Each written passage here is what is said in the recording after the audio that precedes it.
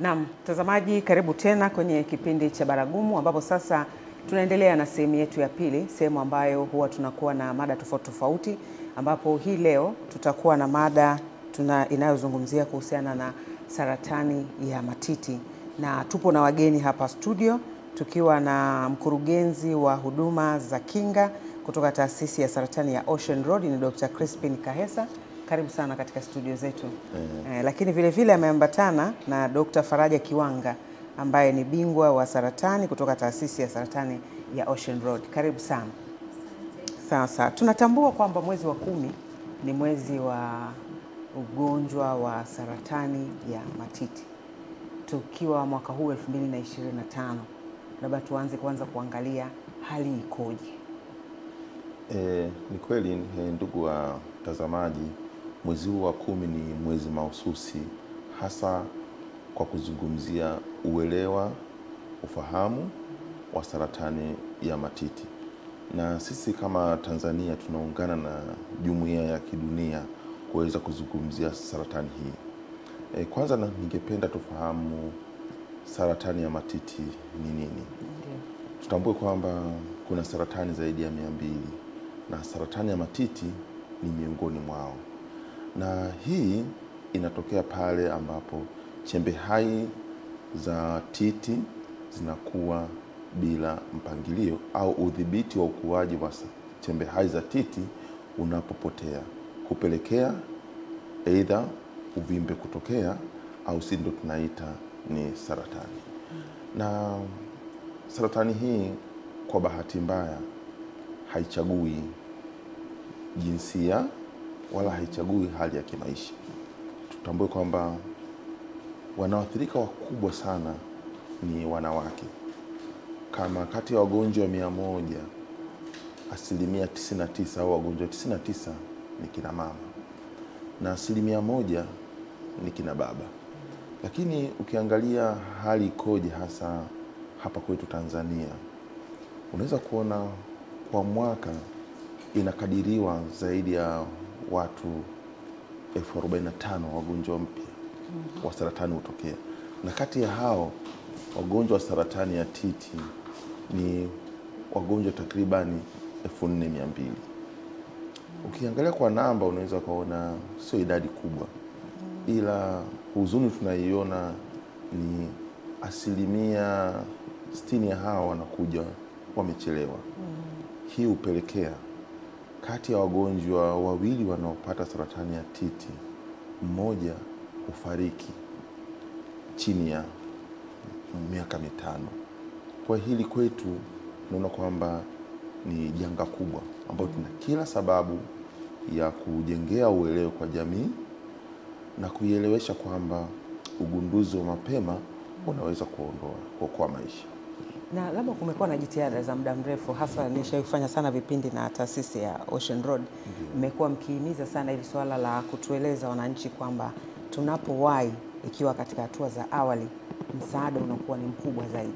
Labda mpaka sasa mnaona elimu imeweza kuwafikia wananchi vizuri na kujitokeza walau ikiwa katika hatua za awali?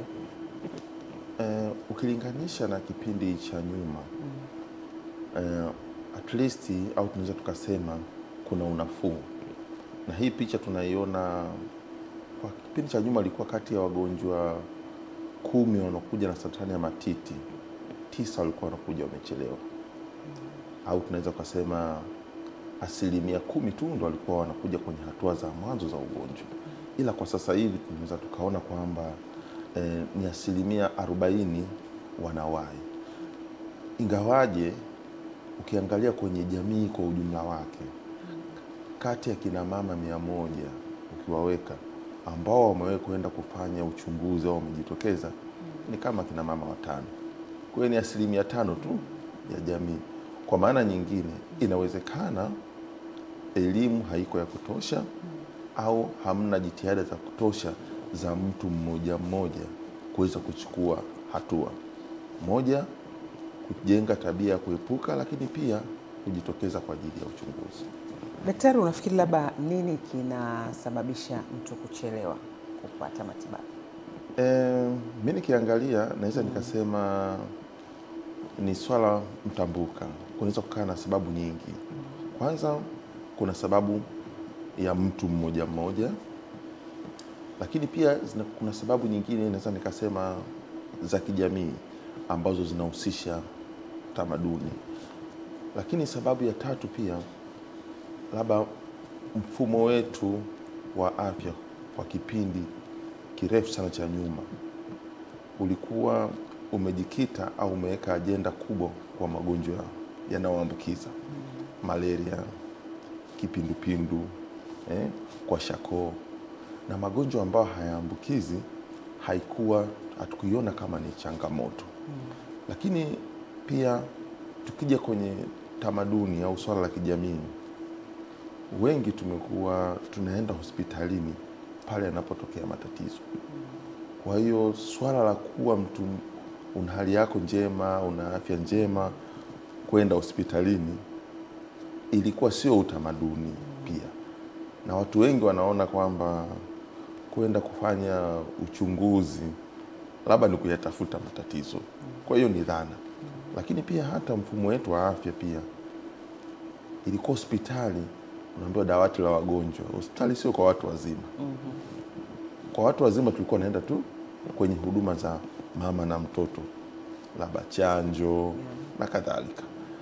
Kwa hiyo huu ni swala la mfumo. Lakini mtu binafsi pia ni ile tu anajaribu kuweka vipaumbele.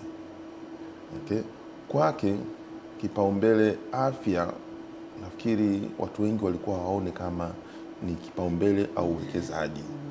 Kwa hiyo akiangalia muda gani afanye kwenda kwenye shughuli nyingine za kijamii au kwenda tu kujichunguza, basi anaona sio sababu.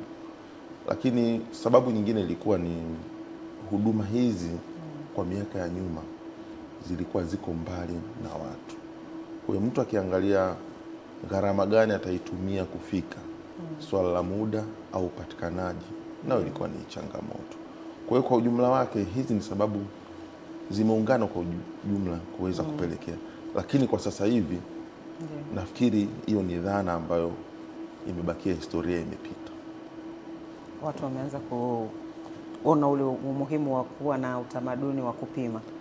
Lakini nilikuwa natamani pia kujua labda hali sasa ya ugonjwa wa saratani ya matiti ukoje? Ni ya ngapi? Kuna zile ambao unasema hii hatari ya kwanza ya ngapi? Tungeweza kujua pia kwa sasa hivi inawekwa kwenye nafasi gani?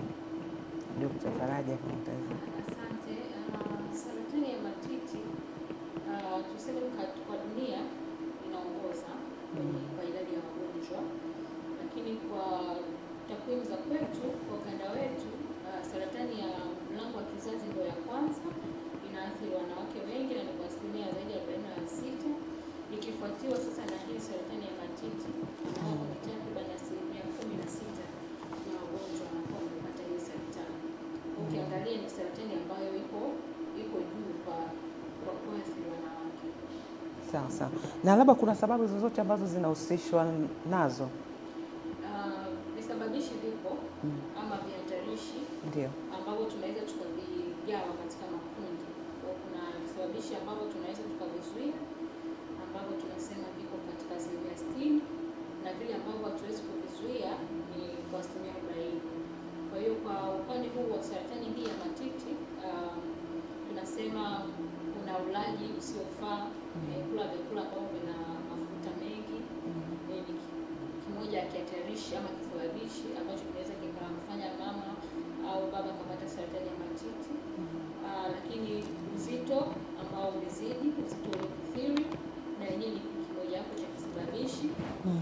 Kile ni tabia za kutokufanya mazoezi, na yenyewe pia kwa tunasema na ule mwili, na yenyewe inapelekea mtu kuwa katika hatari ya kupata saratani ya matiti.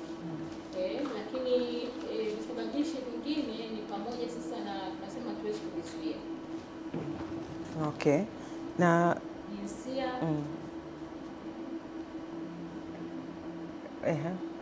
kuna swala zima la jinsia kwamba saratani ya matiti kwa asilimia zaidi ya 99 inaathiri mwanamke. Kwa hiyo ile kuwa tu mwanamke anakuwa pia yuko katika hatari ya kupata hii saratani.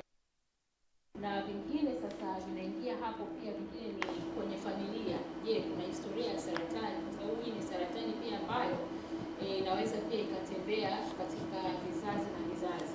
Kwa hiyo ile yani kurithi. Kurithi. Okay. Mtu anaweza kurithi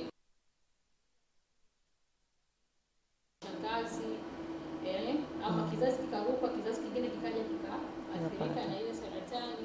Kwa hiyo pia ni moja hapo tunasema tunaingiza katika kihatarishi.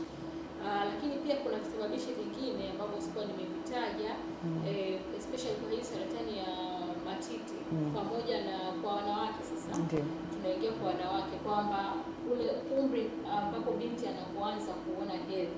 Kwa hiyo kama akiwahi kuanza kuona hedhi, anakuwa pia yuko katika hatari, kwa sababu mwili wake unakuwa katika ile exposure za hormone kwa kipindi kirefu kama vile kuchochewa. Lakini pia kuchelewa kukoma hedhi na yenyewe ni kimojawapo. Kutozaa ama kutopata watoto kabisa na yenyewe ni mojawapo pia ya kihatarishi. Lakini pia mama asiponyonyesha kwa kipindi kirefu, na yenyewe ni kimojawapo cha kisababishi. Mama ameshapata mtoto lakini hajanyonyesha kwa kipindi kirefu, na yenyewe ni mojawapo pia ya kihatarishi ama kisababishi cha kupata hii saratani.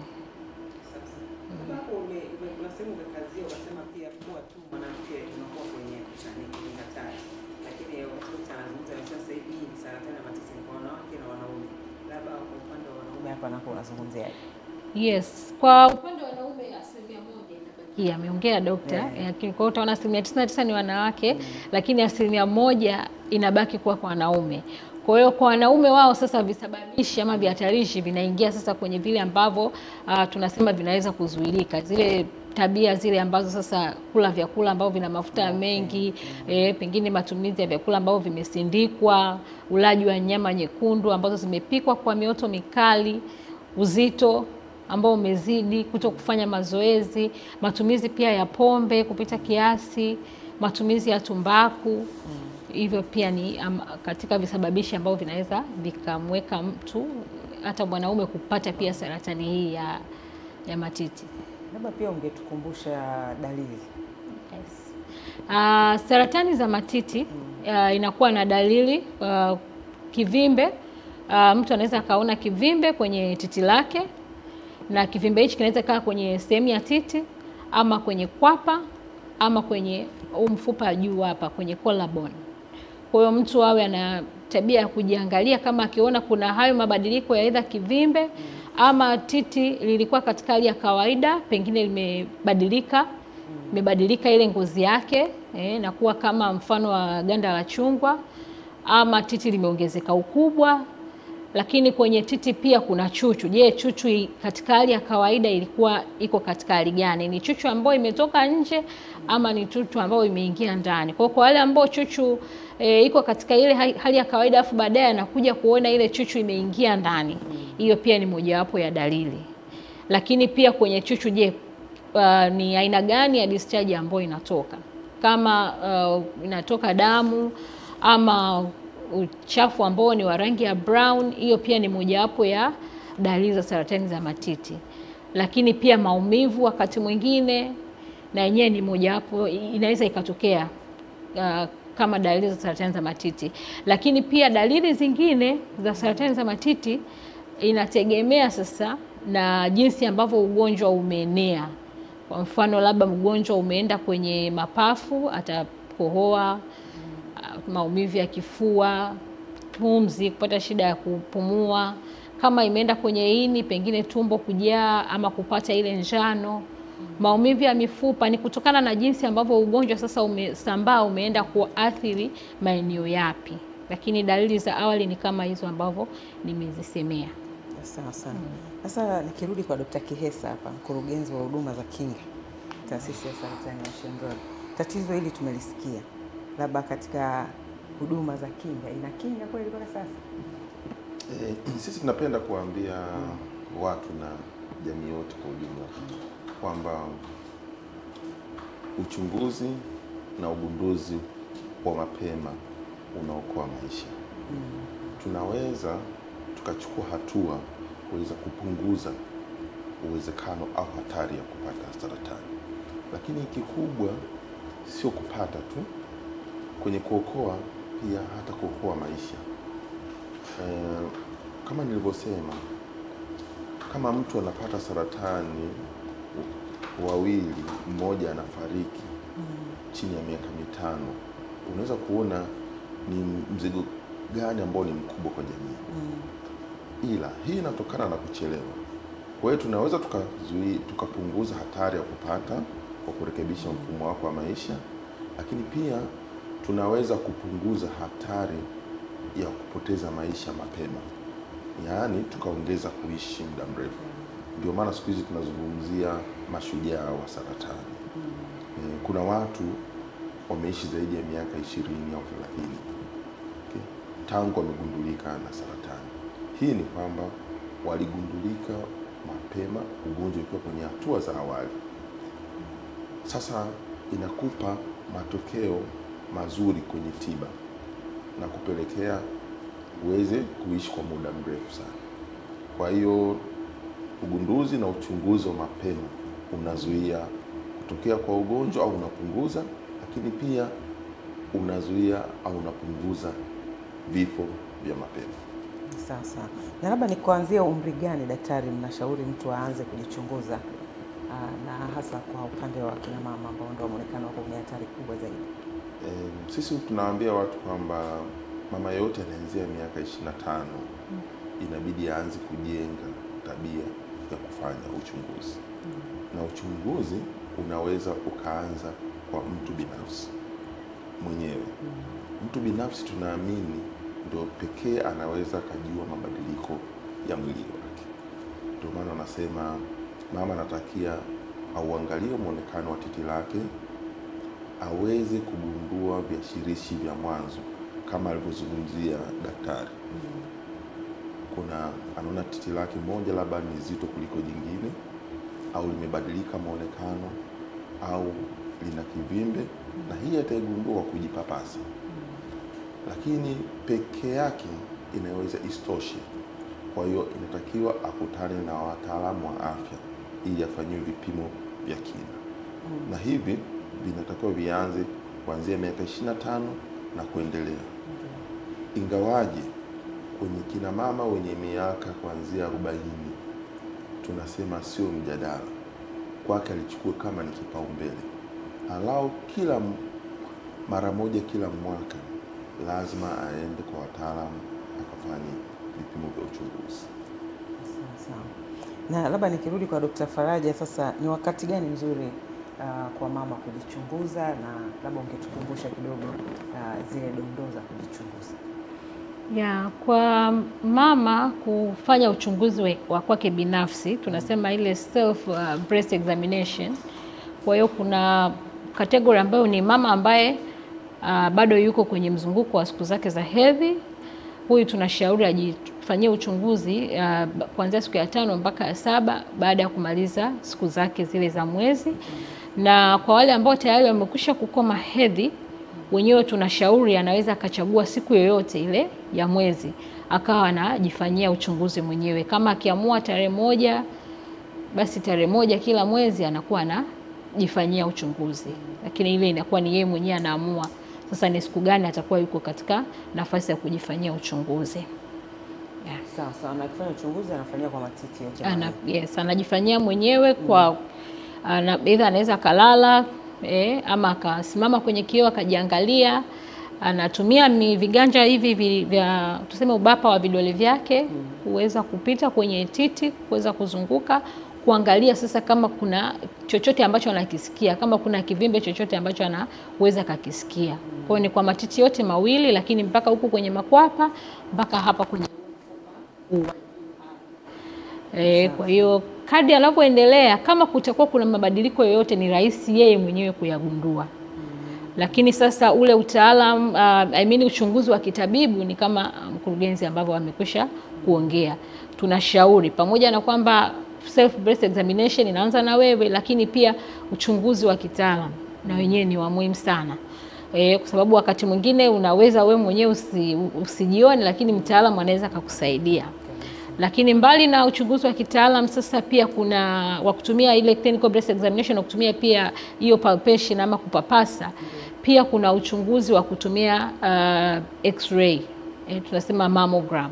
Kwa especially kwa wanawake ambao sasa wana umri wa kuanzia miaka 40 na kuendelea, wale tunashauri at least kila mwaka waweze kupitia kwenye kipimo hicho kwa ajili ya kuweza kuangalia, kwa sababu unaweza ukajifanyia uchunguzi ukapita, lakini usiweze notice baadhi ya vivimbe ambavyo ni vya kwa ni vile vidogo vidogo, lakini x-ray inatusaidia. Kwa pia kwa wale ambao kwenye familia kuna historia ya saratani, na wao tunashauri kila mwaka awe anafanya uchunguzi. Ikiwezekana hata shuke kidogo kwa 5 na kuendelea kuanza kufanya uchunguzi kwa kutumia hichi kipimo cha x-ray mammogram. Sawa. Kwa ni kufanya ufuatiliaji kwa sababu tayari unakuwa uko katika hatari ya hiyo historia. Sawa. Nilikuwa nawaza sasa kwa mwezi huu ambao tunaadhimisha mwezi huu wa saratani ya matiti mwezi Oktoba, labda kwa taasisi ya Ocean Road, kwanza mmebeba ujumbe gani kuhusiana na swala hili, lakini vile vile kuna huduma zozote labda mnatoa kwa ajili ya watu kupima? Asante kwa hili swali zuri. Kwa mwaka huu kwa mwezi huu wa Oktoba, kwanza kuna kauli mbiu ambayo ipo, tunasema kila hatua inahesabika, every action counts, ama kila hatua ina umuhimu wake. Kwa hiyo kila hatua inaanzia pamoja na hiyo self breast examination, yani kila kitu kina count. Clinical breast examination, lakini pia kipimo hiki cha x-ray ya mamo, lakini pia kuna wengine ambao wanaingia kwenye criteria kufanyia ultrasound ya matiti. Kwa hiyo katika taasisi yetu tunacho kitengo ambacho kinahusika na uchunguzi wa saratani. Kwa hiyo kwa hii saratani ya matiti huduma zinapatikana, zile huduma tunasema za uchunguzi wa awali, zile ni bure kabisa. Lakini pale mgonjwa ambapo pale mteja ambapo atahitaji kupata kile kipimo cha x-ray mamo ama ultrasound, atachangia gharama kidogo. Kwa hiyo huduma hii ya uchunguzi ipo kuanzia Jumatatu mpaka Ijumaa. Tunasema kuanzia saa 1:30 asubuhi mpaka saa 9:30 huduma hii inapatikana. Kwa hiyo tunatoa rai kwa ndugu watazamaji, kwa jamii kuweza kufika na kuweza kufanya huu uchunguzi wa saratani hii ya matiti. Sawa. Kuna mtazamaji wetu anauliza ni hatua gani ambayo mtu anaweza kawa amefikiwa na akapata tiba sahihi na akaweza kupona? Saratani ya matiti inatibiwa kwa namna tofauti. Na tunasema kwamba mgonjwa anapowahi katika hatua zile za mwanzo, ni katika saratani ambazo tunaweza tukahakikisha kwamba ugonjwa tunaumaliza na mgonjwa yule anapata matibabu na anapona na kuendelea na shughuli zake. Kwa hiyo akija katika hatua ya kwanza, akija katika hatua ya pili, atapata matibabu ambao kwa uhakika tunamaliza tatizo. Labda inakuwa na hatua ngapi? Saratani hii ni hatua, saratani zote tuseme zina hatua 4. Kuna hatua ya kwanza, ya pili, ya tatu na hatua ya 4. Kwa hiyo hatua ya 4 ina maana ugonjwa sasa umeshatoka, umeshasambaa ama umeshaenda kwenye maeneo tofauti. Kwa hiyo katika zile hatua 3 za mwanzo, mgonjwa atapata matibabu ambao tunasema tuna uhakika yanaweza kumsaidia kwa kipindi kirefu na tunaweza tukamaliza tatizo lake. Lakini kwenye hatua ile ya 4 ya ugonjwa, tunasema tunatoa matibabu ambayo yanakuwa yana mlengo wa kupunguza makali ya ugonjwa, kumpunguzia mgonjwa maumivu. Kwa maana sasa tunaita sasa hiyo ndio tiba shufaa. Unaweza usimalize tatizo, lakini utaboresha maisha ya yule mgonjwa. Utaimprove ile quality of life. Kama alikuwa na maumivu, basi tamsaidia kwenye maumivu, lakini kama alikuwa anatoka damu, basi tutaweza kuzuia damu na itamsaidia kwa kipindi fulani. Katika kile kipindi ambacho atakuwepo, basi hata maisha yake yatakuwa yana ubora. Lakini tatizo tunaweza tusiweze kulimaliza, lakini tutapunguza kwa asilimia kubwa yale makali ya ugonjwa. Umegusia tiba shufaa. Labda ungeieleza vizuri ili wananchi wanaotutazama waweze kuielewa, na ni tiba ya aina gani na kwa namna gani mnaitoa kwa wagonjwa hao? Tiba shufaa hiyo ni kwa lugha ya Kiswahili, lakini kwa lugha ya kigeni tunasema ni palliative care, na hii ni tiba ambayo inatolewa kwa wagonjwa ambao wana yale magonjwa tunasema ni ya kusendeka ama ni ya muda mrefu, na saratani ikiwepo, lakini yanakuwa na mlengo wa kumhudumia mgonjwa katika engo tofauti tofauti. Tunasema ni holistic approach, ambapo utamwangalia mgonjwa katika upande wa kitabibu, physical, kwamba kuna kitu gani anacho, kama anapata shida ya kupumua, kama anatoka damu, kama ana maumivu, utamsaidia kwa upande huo. Lakini pia ina psychological pia, tiba ya kisaikolojia. Kwa hiyo yule mgonjwa anakuwa anaweza kaa na vitu vingi ambavyo pia vinamsumbua kisaikolojia. Kwa hiyo pia social worker ama psychologist anahusika. Lakini pia kuna spiritual part, kwa hiyo na yenyewe inahusika. Kwa hiyo mambo ya kiimani, atahitaji either padri, atahitaji mchungaji, atahitaji kwa upande wetu Waislamu pia kwa namna moja ama nyingine, lakini inaangalia katika engo zote. Lakini lengo lake ni kumuondolea maumivu yule mgonjwa. Kwa hiyo utakuta kuna wagonjwa ambao wale wana either amepata stroke, yuko kwa muda mrefu hajiwezi, tiba shufaa inakuwa inahusika. Wagonjwa wa saratani, especially hizi saratani ambazo tayari zimeshafika hatua ya 3, hatua ya 4, mgonjwa anakuwa pia hajiwezi, tiba shufaa inaingia hapo. Sawa. Labda sasa nikirudi tena kwa Dr. Kihesa, labda unaweza kuzungumza kwa upande tu wa taasisi ya Ocean Road. Unaweza mkazungumzia labda mwitikio ukoje? Kwa sababu kuhusiana na hii saratani ya matiti muda mrefu sana mmekuwa mkizungumza, na kubwa zaidi mmekuwa mkisisitiza sana kuhusiana na utamaduni wa kujichunguza na kwenda kuchunguzwa na wataalamu. Kama taasisi au na nchi kwa ujumla, kama unafahamu taasisi ya saratani ya Ocean Road moja ni taasisi ya kitaifa na kimkakati, na hata ukiangalia umri wake saizi na mwakani naadhimisha miaka 30. Kwa hiyo kitu ambacho kikubwa tumejipanga, moja ni kuhakikisha tunaifikia jamii na kushirikiana na wadau katika kutekeleza majukumu yetu. Tumegundua kwamba mapambano ya saratani ni mapambano shirikishi na ni mapambano ambao ni mtambuka. Ndio maana tuko karibu sana na vyombo vya habari kuelimisha jamii, lakini tunafikia watu kwenye maeneo yao.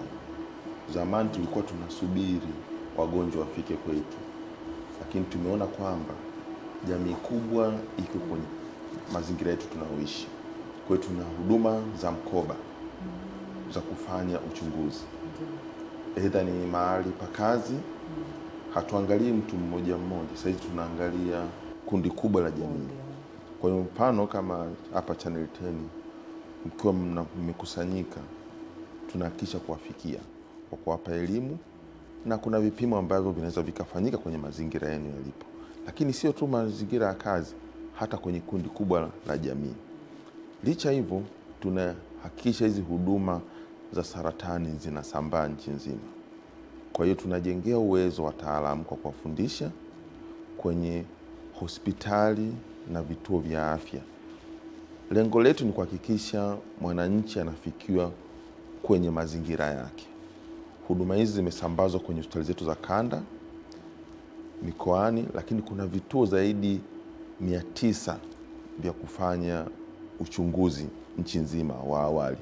Kwa hiyo si lazima mtu akafika Ocean Road, mfano mtu yuko Kibondo, yuko Mbamba Bay. Huduma kule anaweza kufanya za awali. Lakini licha hivyo, tunaihamasisha jamii ije ipate fursa ya kufanya uchunguzi na matibabu kwenye hospitali zetu. Kwanza, tumeweka uwekezaji mkubwa sana. Serikali imeweka uwekezaji wa vipimo na mashine na wataalamu wa tiba. Kwa hiyo kazi ni kwenu, tunazidi kuwaasa, na wakati wowote mnaweza mkatufikia. Karibuni. Asante sana. Nilikuwa najaribu kufikiria pia daktari, kama kwa upande wa wanaume nao wanapitia dalili hizi kama alizitaja Dr. Faraja katika saratani hii ya matiti, na labda uchunguzi wao pia inakuwaje? Kusema kweli sisi kama wanaume tuna bahati mbaya. Wengi kwanza tunafika tukiwa tumechelewa sana. Moja, kutokana na dhana ya ugonjwa. Kwa wanaume wengi ukimwambia una titi, hatuamini kama tuna titi. Okay. Lakini tunayo, ila ni tofauti na kina mama, kwanza kwa muonekano, kifiziolojia, hata kazi yenyewe. Na bahati mbaya tulionayo, ugonjwa wa kina baba unakuwa nasema ni hatari sana kuliko kwa mama. Unajua mama sehemu kubwa kwenye titi yake limejengwa na nyama yenye mafuta, lakini baba unakuta sisi tu tuna msuli.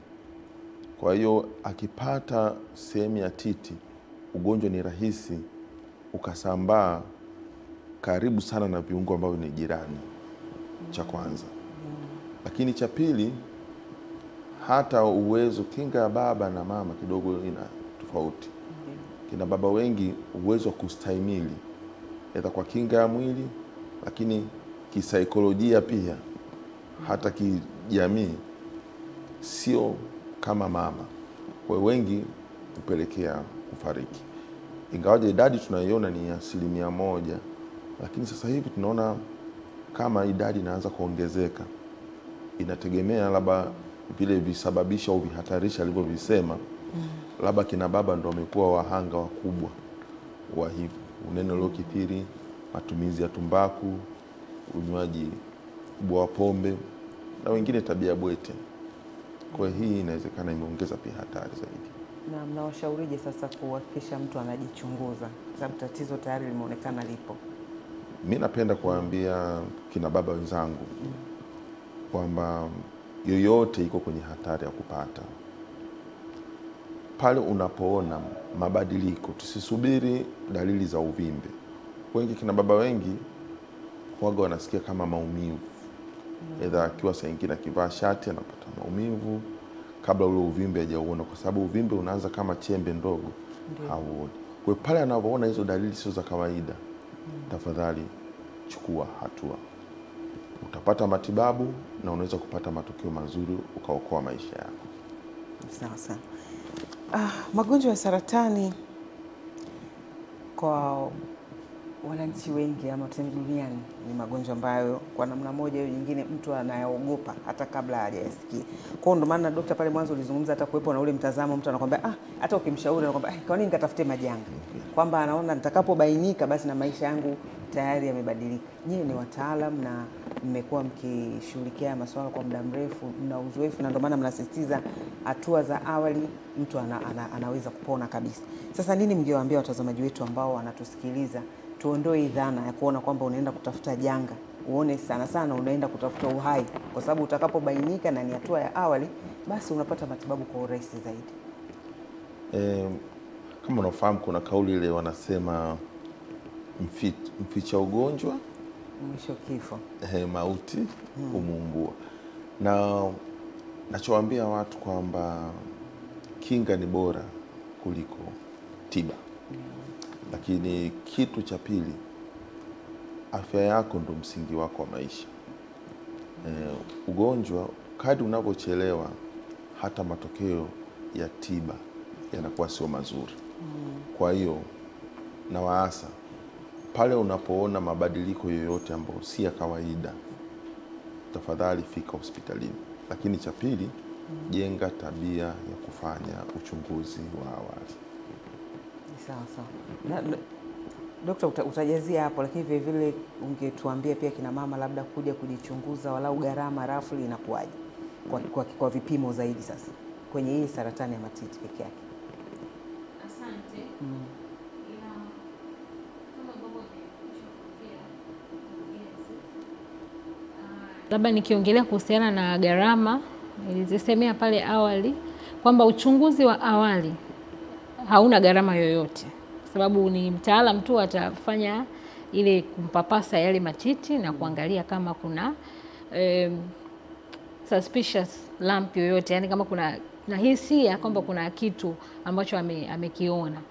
Na uchunguzi ule wa kipimo sasa cha x-ray mamo ama ile ultrasound wenyewe ndio kuna kuchangia gharama kidogo, ambapo kama mtu ana bima ya afya ile NHIF kiko covered, lakini kwa mtu ambaye analipa cash basi atalipa gharama ya shilingi 80,000 kwa kile kipimo. Lakini mimi niko kwenye kusisitiza tu watazamaji kwamba kwa mwezi huu kwamba kila hatua ina umuhimu, wasi underestimate hatua yote ile ambayo wataichukua. Hata ile hatua tu ya kujichunguza mwenyewe ina umuhimu wake, lakini hatua ya kufika kwa mtaalamu kufanya huo uchunguzi, tunasema clinical breast examination, na yenyewe ina umuhimu. Na kwa yule ambaye sasa amekwisha kupata tatizo, hatua pia ya kufika hospitali na kuweza kupata matibabu na yenyewe yana umuhimu sana.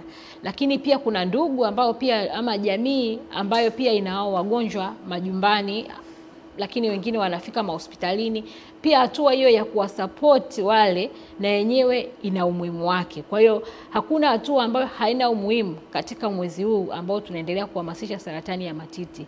Na mkurugenzi aliongelea kwamba wengine wanakuwa pia wanakuwa na hofu. Wakati mwingine ni kweli matibabu yale wengi wanakuwa na zile myth kwamba ukishagundulika saratani, ukipata matibabu yale ya mionzi ama matibabu ya tiba kemia basi unakufa.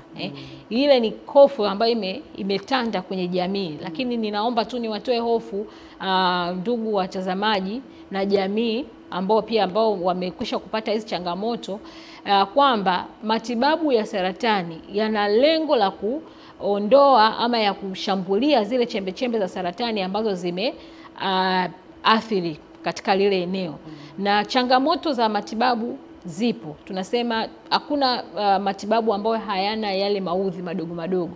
Hata paracetamol ama panado ambayo tumeizoea, ukimeza na yenyewe inayo maudhi yake madogo madogo. Unaweza ukasikia kidogo kama kichefuchefu, kutapika. Vile vile na matibabu haya ya saratani, na yenyewe ana changamoto zake, lakini zile changamoto ni za kupita.